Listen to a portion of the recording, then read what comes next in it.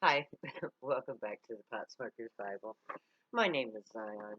I'm the author of the Pot Smokers Bible, which contains the prophetic book of Zion, where I get my name. It also gives drug users their identity. It makes us into a nation and gives us the heritage of Abraham and Sarah.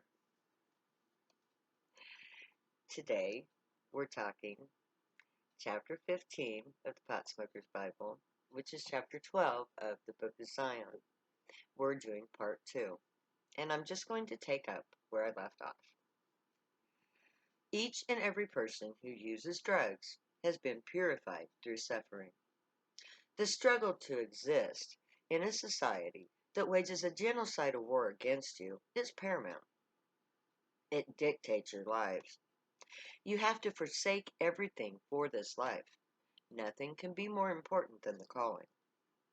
When we become Zionite, we are rejected by everyone around us. Our families seek to change us back into what we were before we got high.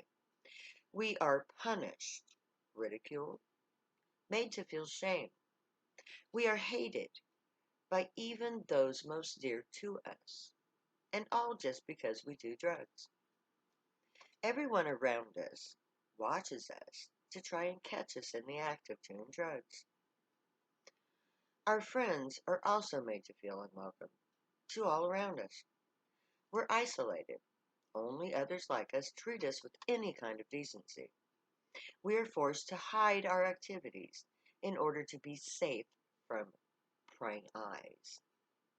We are denied all of the basic services provided by the governments. We're stripped of our rights. We're hunted down, given a mockery of a trial, and sent to prison, or worse, put on probation, put in rehab, put in drug court. Then there's parole and probation on top of parole.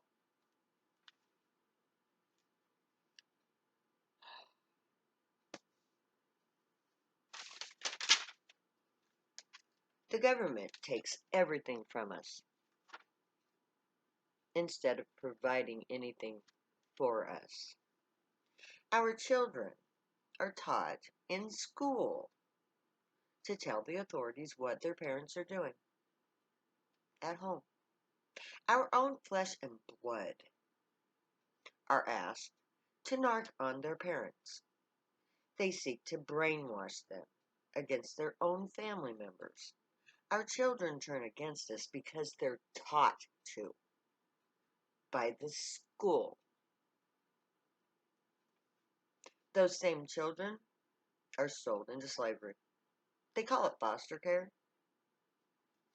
but the state just pays strangers, trains them to brainwash our children, to turn them against us. They are treated, in most cases, as a source of income. Some are treated far worse than they would have ever been treated by their loving parents. This suffering strips us of worldly cares. We are forced to conduct ourselves with care. We have to do the right thing in order to be safe. This need to be seen doing right forces us to end negative activities, or at least it encourages us to do so, because we are watched for such reasons. So, we become like monks. Our needs are basic and simple. Once we are stripped of the worldly goods, we open ourselves up to our inner world. Drugs expands the mind. We perceive things differently. There is a quiet stillness that is within. A voice is there. It speaks beautiful truths. This is the beginning of wisdom. I wish the rest of society could see my people as we truly are when we're together. Our conversations are engrossing. Everything we do is enhanced. Our emotions are free to be felt. We laugh and sing and we talk and we play. We are, for the most part, peaceful. You do not know my people. We are awesome.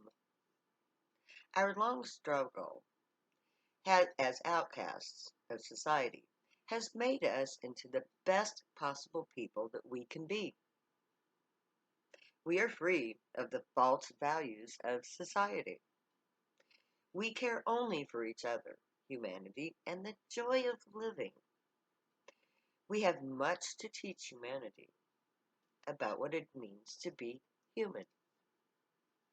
The war on drugs was waged by the governments of the world in order to prevent the loss of their power over society.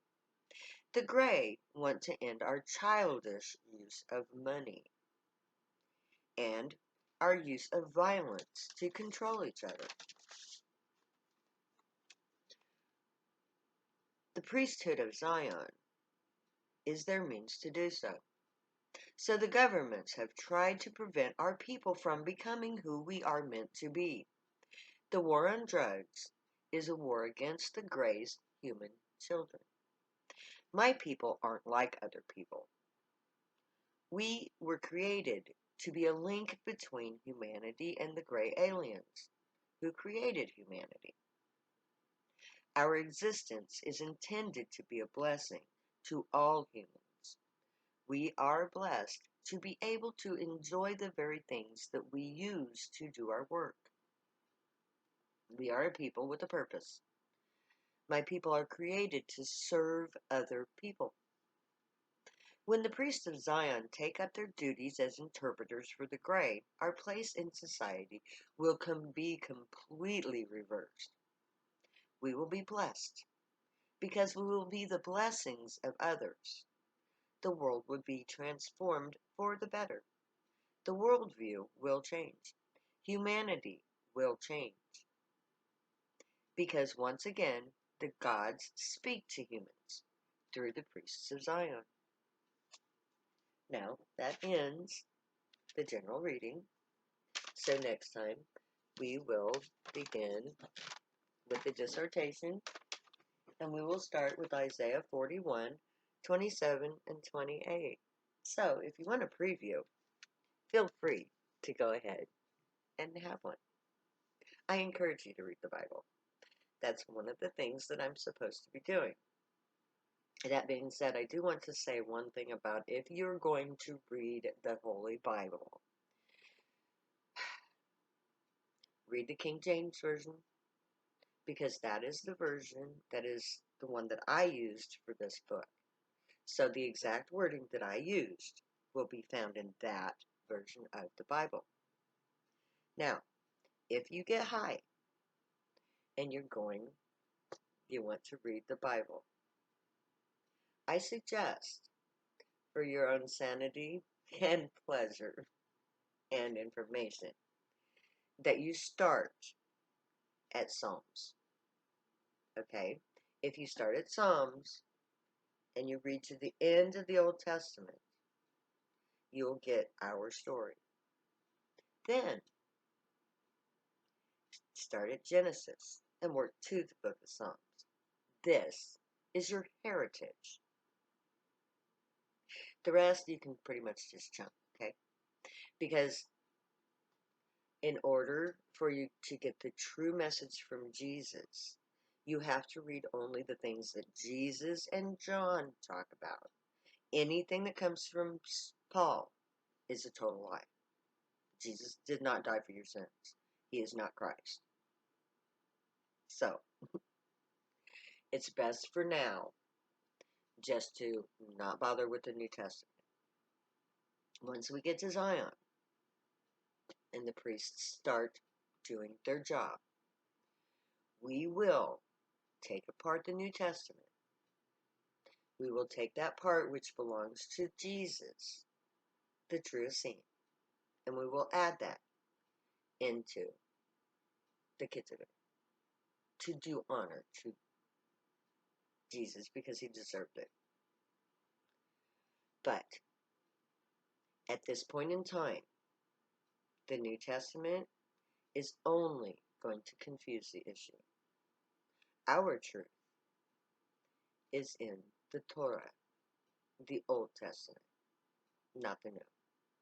So, if you want to read the actual prophecy, start with Isaiah. The reason why I said Psalms is because there are a few Psalms in there. And the book of Proverbs is a very good book to learn morality. So, if you're going to read the Bible, and I suggest that you do, especially if you're thinking about becoming a priest of Zion, a proper priest, because you will have to study the Ketuvim, Torah, what's real with the New Testament, and every other religious text on the planet, the sacred text, not the commentaries. I wouldn't throw that all at you. But I encourage you to read the Old Testament. It is your story, especially the book of Isaiah. If you're only going to read one book in the Bible, please make it the book of Isaiah. So, that being said, may the Gray watch over you, protect you, guide you in all things. Stay happy and high. Let your thoughts, words, and deeds be positive. And I will see you later, because I'll never say goodbye.